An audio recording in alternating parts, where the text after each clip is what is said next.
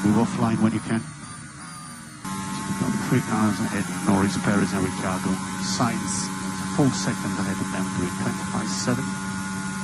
So Prado at turn 5. I've been there for a while.